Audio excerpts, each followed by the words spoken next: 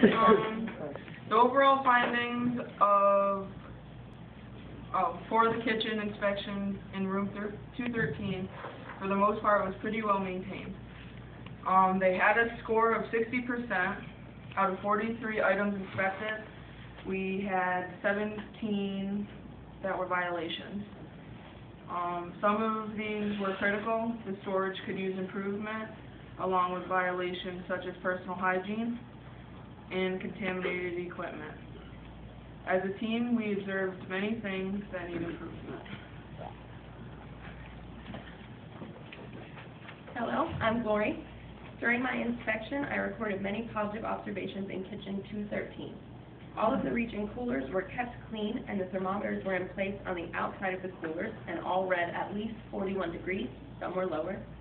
All freezers were free of ice buildup, allowing them to run efficiently and keep food fully frozen. The chemicals were stored and labeled correctly, and garbage cans were empty. All lights in the kitchen were working properly, including those in the coolers. Floor drains, baseboards, and walls were clean with no mold, and there was absolutely no evidence of pests being present in the kitchen. The inside and outside of the stove hoods were clean and streak-free, preventing anything from dripping into the food being prepared. Most of the kitchen equipment was clean, which helps to slow the growth of pathogens. All of the foods in the dry storage area were stored at least 6 inches off the ground, limiting pest access. There were no dented or bulging cans anywhere in the kitchen, which drastically reduces the risk of botulism and other foodborne illnesses. All of the tables and work surfaces present were cleaned to prevent cross-contamination. All students and the chef were wearing the proper attire, including clean skull caps and aprons. This is practicing good hygiene and limits the amount of contaminants brought into the kitchen from outside.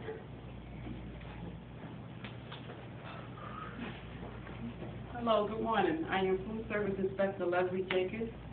I inspected kitchen 213, and my findings were 3 food service violations, 2 of them which being critical.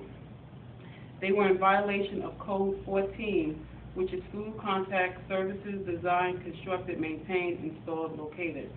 My observation was the cutting boards were dirty in its storage rack. This falls under risk factor of using contaminated equipment and is a cause of cross-contamination. Secondly, they were in violation of Code 12A/16/1, which is hands washed and cleaned, good hygiene practice observed. My observation was no handlers wash their hands before prepping food. This falls under the practicing poor personal hygiene risk factor, which can cause transmission of pathogenic organisms from people to food.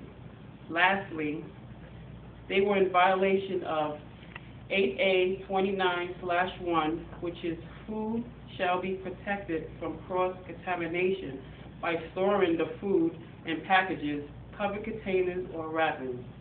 My observation was an open box of batter mix in the dry storage area. Thank you.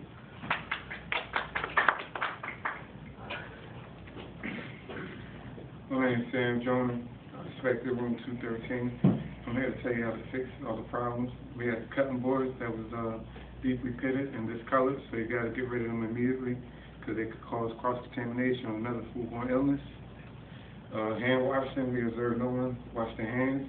Chef must ensure that hand washing program is being used and enforced. Alright, then we got the FIFO.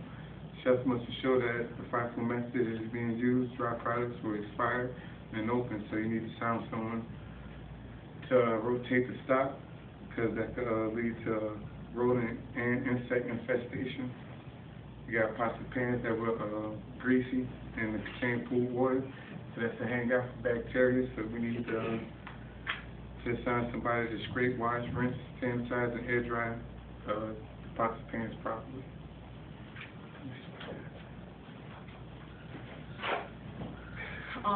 Improvements should be done as soon as possible, such as pitted cutting boards, to reduce the risk of cross-contamination. To keep record, the chef should use a log and supervise all tasks, such as washing hands and storage of meats.